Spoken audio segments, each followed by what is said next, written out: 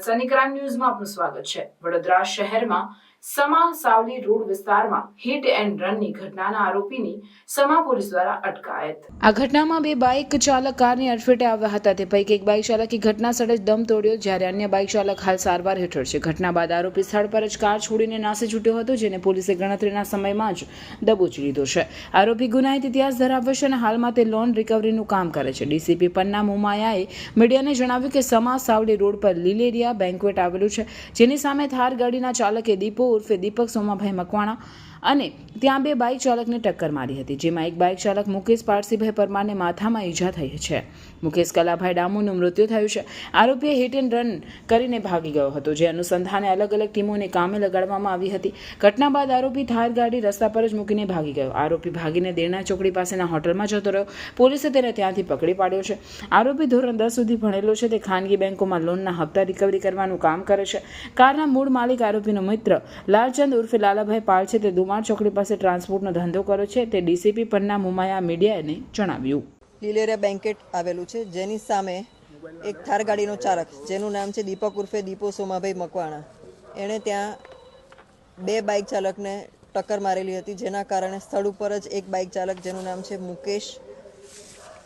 મુકેશ પાસિંગભાઈ પરમાર, એને માથામાં ઈજા થઈ છે અને બીજા એક વ્યક્તિ છે જે મુકેશ કલાભાઈ ડામોર, એમનું મૃત્યુ થયેલું છે।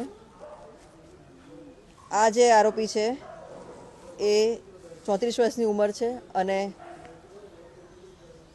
સમામાં જ રહે છે અને મૂળ આણંદના વતની છે, ધર્મજ ગામના વતની છે।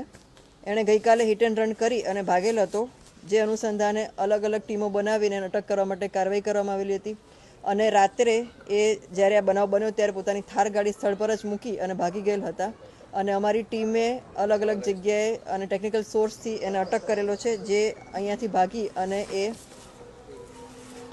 દેણા ચોકડી પાસે ક્રિસ વિલા હોટલ છે એમાં રાતે જતા રહેલ હતો આરોપી, અને ત્યાંથી એને પોલીસે અટક કરેલો છે। આરોપી 10 ધોરણ સુધી ભણેલો છે અને એનું ખાનગી બેંકોમાં લોનના હપ્તા જ રિકવર કરવાનું છે એની કામગીરી કરે છે।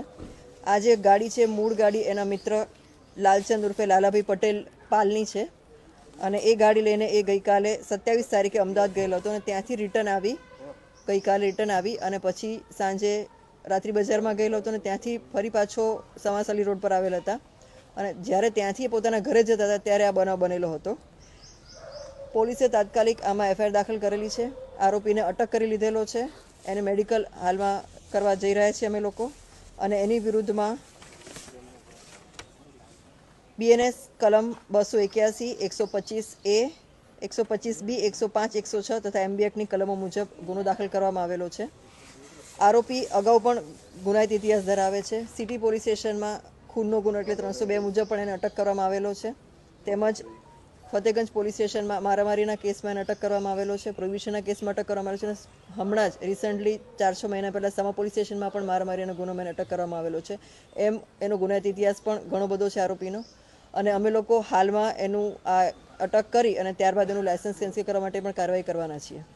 નશાની હાલતમાં તો એ શું હતું રાત્રે? એ અત્યારે મેડિકલમાં અમે લઈ જઈ રહ્યા છીએ અને મેડિકલમાં અમને ખબર પડશે, જો એ નીકળશે તો એને પણ કલમનો ઉમેરો કરવામાં આવશે। આ પ્રકારની મારામારીની વારંવાર ઘટનાઓ આ ગુનેગાર કરતો હોય છે, સંપૂર્ણપણે આવા ગુનેગારોને ડામી દેવા માટે હવે કયા પ્રકારની કાર્યવાહી કરવામાં આવશે? હવે સખત કાર્યવાહી કરવામાં આવશે અને અટકાયતી પગલાં એની વિરુદ્ધમાં જે સખતમાં સખત પગલાં લઈ શકાય એ પગલાં લેવામાં આવશે। કોઈ મિત્રો સાથે હતા એમની? ફૂટેજમાં અમને અત્યાર સુધી કોઈ એવા મિત્રો મળ્યા નથી। નજરે જોનાર જે છે એમના કહેવું એવું હતું કે એક જ વ્યક્તિ હતો, છતાં પણ અમારી તપાસ હજી ચાલુ છે, અને કોઈ અમને જણાશે તો એને પણ અમે અટક કરીશું। ગાડીમાંથી કંઈક વાંધાજનક મળી આવ્યું એવું કંઈ થયું? ગાડીમાં નથી મળ્યું, ગાડી સ્થળ પર જ હતી ને ત્યાંથી અમે ગાડી કબજે કરેલી છે। બનાવની જગ્યા પરથી જ અમે ગાડી કબજે કરેલી છે। એનું FSL થઈ ગયેલું છે અને આરટીઓનું ટેસ્ટ અત્યારે હાલ કરવામાં આવશે। બને છે લોક માંગ છે ત્યાં આગળ સ્પીડ બ્રેકર મૂકવાની પણ માંગ છે?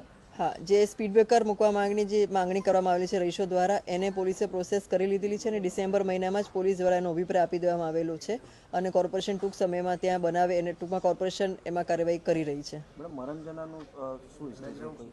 મરણ જનાર જે છે એ મરણ જનાર અને જે ઈજા પામનાર છે એ બંને લોકો આકાર કન્સ્ટ્રક્શન સાઇટ ચાલે છે એના પર JCBનું કામ કરતા હતા। મૂળ માલિક કોણ છે? ગાડીના મૂળ માલિક છે લાલચંદ ઉર્ફે લાલાભાઈ પાલ। જેઓ દુમાર ચોકડી પાસે ટ્રાન્સપોર્ટનો ધંધો કરે છે. સનસની ક્રાઇમ ન્યૂઝ ને સબસ્ક્રાઇબ કરો અને બેલ આઇકન દબાવી તાજી અને સચોટ ક્રાઇમ સમાચાર સૌથી પહેલા મેળવો.